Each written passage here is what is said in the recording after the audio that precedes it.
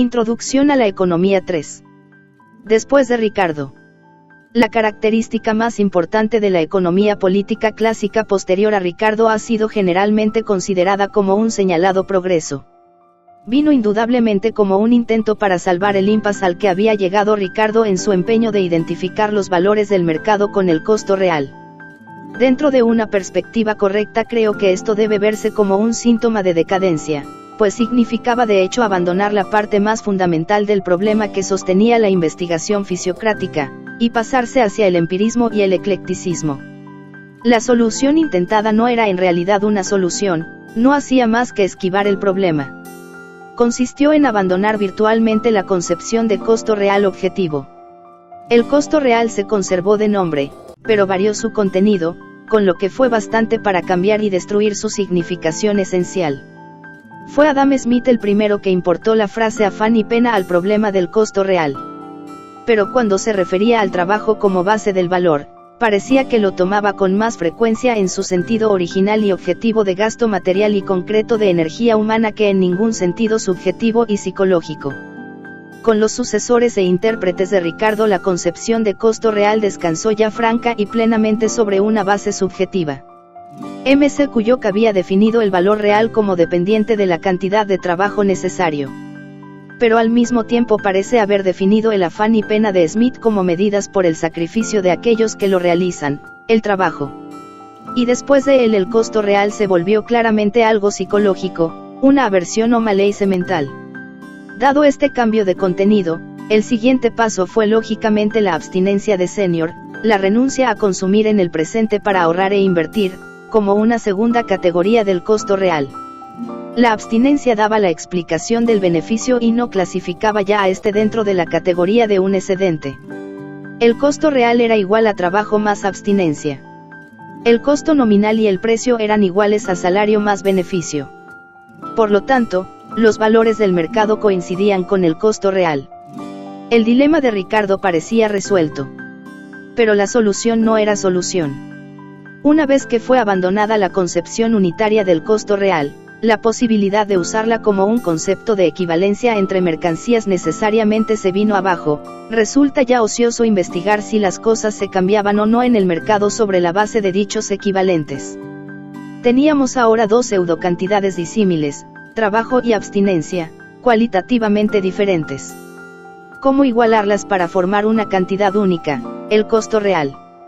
Se iba a igualar una hora de trabajo con la abstinencia del goce de $10 en una hora, un día, una semana o un año. El costo real subsistió nada más como un expediente de catalogación para abarcar dos categorías disímiles que solo podían igualarse en términos de dinero, es decir, en términos de sus valores de mercado, que dependían ellos mismos, por supuesto, del valor que en el mercado tenía el dinero. Si las primeras reflejaban a este último, ¿cómo podían basarse en él? ¿Qué sentido tenían las investigaciones sobre la identidad de ambos? Quizá una psicología hedonista, que explica la conducta humana como movida por previsiones de placer y dolor, podría llegar a una solución reduciendo ambos, abstinencia y trabajo, a los términos de una sola cantidad, dolor. Pero esta solución, aunque fue sugerida, nunca llegó a definirse con claridad. Si lo hubiera sido, es probable que el concepto de sacrificio hubiera tenido que ser despojado en gran parte del sentido que generalmente se le da. De cualquier modo, es muy discutible que tal solución fuera aceptada en la actualidad. Así las cosas, Senior encontró una dificultad enorme, en mi opinión insuperable, para fijar los límites de su concepto de la abstinencia. Había sacrificio o costo real implícito en el préstamo de bienes que habían sido heredados, así como en el préstamo de bienes que habían sido acumulados de nuestras propias rentas. Si así era, ¿qué diferencia había entre el préstamo de una fábrica o de un ferrocarril y el préstamo de una parcela? Si no era así, según opinaba Senior, ¿por qué un límite tan arbitrario para las virtudes del sacrificio?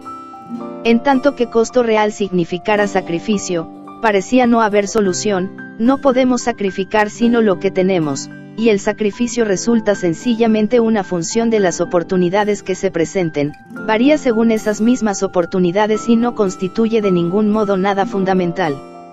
La búsqueda de una teoría del valor fue ya nada más una búsqueda empírica, una compilación de las diversas causas inmediatas de las variaciones en el precio del mercado, que no podría proporcionar ningún juicio respecto a la adecuación natural, propiedad, conveniencia u otras condiciones del sistema de equivalentes de cambio que establecía el mercado. Pero había más. Una vez que desapareció un sistema adecuado de costo real, no hubo ya base para ninguna distinción fundamental entre producto bruto y producto neto, y el concepto de excedente no tuvo ya ningún sentido aplicable. Marx y la plusvalía. La tradición que venía desde los fisiócratas a través de Ricardo no pasó a los descendientes directos de este, sino a Marx, 1818 a 1883, quien tomó el sistema de Ricardo, lo despojó de su armazón de ley natural y revolucionó su significación cualitativa. Marx es notable precisamente por estas características de su obra que muy raramente han sido apreciadas, pero destacado sobre el fondo de la clase de cuestiones que la economía política clásica se preocupó por responder, puede decirse que su sistema coronó el edificio clásico.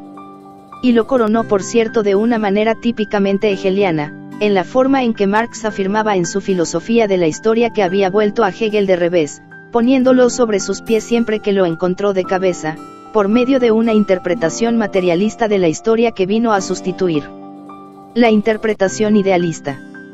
Marx no partió del concepto de orden natural como base del sistema capitalista. Para él el capitalismo no constituía el punto final del progreso económico, era históricamente relativo y transitorio. Por esto no lo movía ningún deseo de identificar los precios del mercado con el costo real.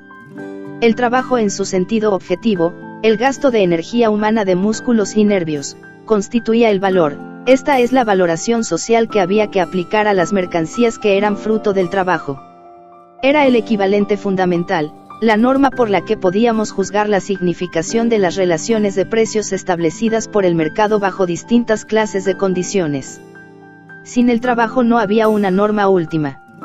No podríamos decir si cierto acto de intercambio representaba un cambio de equivalentes o no, y así, sin él, no tenía sentido el concepto fisiocrático de excedente como algo acumulado sin que ningún equivalente fuera absorbido en cambio. Bajo cierta clase de condiciones los precios del mercado coincidirían con los valores. Se cambiaría equivalente por equivalente, pero de ningún modo bajo toda clase de condiciones. En la falta de comprensión de esto radican precisamente las monstruosas equivocaciones que influyeron sobre casi todos los críticos posteriores de Marx. Este nunca identificó el valor del mercado con el valor en trabajo, como Ricardo trató de hacerlo. ¿Cómo, pues, podría haber una gran contradicción cuando Marx, en el volumen 3 de El Capital, al desarrollar lo que Ricardo aceptaba como una excepción, declaró expresamente que en las condiciones del capitalismo moderno las mercancías no se cambiaban a sus valores, sino a lo que él llamaba su costo de producción?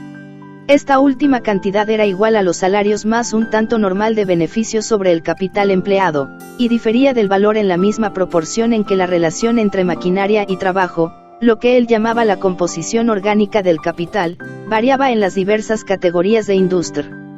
IAS. El problema de Marx era determinar la característica propia, la significación social del beneficio capitalista. Si era un excedente en el sentido fisiocrático de valores pagados a alguien sin haber dado en cambio equivalentes, ¿cómo aparecía y de qué condiciones dependía su aparición? El método que siguió Marx fue tomar una sociedad de mercancías simple en la que las mercancías se cambian a sus valores, evitando la complicación de diversas composiciones de capital, e investigar cómo podía aparecer un excedente en tales condiciones. No podía aparecer durante el cambio, porque era un cambio de equivalentes. Su respuesta fue que aparecía de la particularidad de la fuerza de trabajo consistente en que es una mercancía que produce más mercancías de las consumidas para producir la fuerza de trabajo original, consumidas como medios de subsistencia necesarios para reemplazar la energía gastada. La fuerza de trabajo producía un valor mayor que su propio valor. El capitalista compraba trabajo al valor de este, y eso constituía para él el gasto primario de la producción. El valor de la fuerza de trabajo se determinaba por la cantidad de trabajo necesario para producirlo, es decir, por la subsistencia necesaria para mantener al obrero en capacidad de trabajar en cualquier clase dada de condiciones y en cualquier tiempo dado. El capitalista podía apropiarse como su beneficio la diferencia entre este valor, es decir el salario, y el valor bruto que producía el ejercicio del trabajo. El salario era el pago de equivalente por equivalente, la subsistencia del obrero reemplazaba la energía que éste gastaba al servicio de su patrón. El beneficio, en cambio, nacía de la cualidad particular de la mercancía fuerza de trabajo, gracias a la que, al entrar en operación, el trabajo creaba un valor mayor que su propio valor. La ganancia nacía de una explotación de la diferencia entre el valor del trabajo y el producto de este. De aquí su particularidad cualitativa que Marx designaba con el término de plusvalía, de aquí un antagonismo de clase entre los que recibían y los que producían la plusvalía, que en nuestro tiempo es mucho más importante que el antagonismo de Ricardo entre el terrateniente y el capitalista. Pero la fuerza de trabajo figuraba solamente como una mercancía, comprada y vendida en el mercado de trabajo, bajo una serie definida de condiciones históricas, cuando los procesos históricos habían creado un proletariado sin bienes y sin otros medios de vida, por una parte, y una clase propietaria por la otra. La aparición del beneficio, por lo tanto, no era una categoría natural que tuviera sus raíces en un orden natural de cosas, era una categoría de ingreso propia de una etapa particular de las instituciones históricas y de una forma particular de la sociedad de clases. En las etapas finales de su análisis, Marx presentó las condiciones que eran motivo de que los precios del mercado difirieran de los equivalentes del valor. La primera de estas era la necesidad, impuesta por la competencia de capitales en busca de beneficios, de derramarse de tal modo que produjeran un interés igual por unidad monetaria, así como el agua encuentra un nivel común si hay suficientes vasos comunicantes. Esto hacía que las mercancías que habían sido producidas con una proporción relativamente grande de capital fijo con respecto al trabajo, fueran vendidas por encima del equivalente de su valor, y que las mercancías que habían sido producidas con una proporción relativamente pequeña de capital fijo con respecto al trabajo, fueran vendidas por debajo del equivalente de su valor. Pero esta divergencia no era de tal naturaleza que invalidara su ecuación central, que cambiara el carácter de plusvalía que tenía la utilidad. Provocaba una distribución distinta del excedente entre las diversas líneas de la industria y cambiaba las proporciones de la producción en las diversas líneas, pero no afectaba la magnitud de la plusvalía en el conjunto de ellas.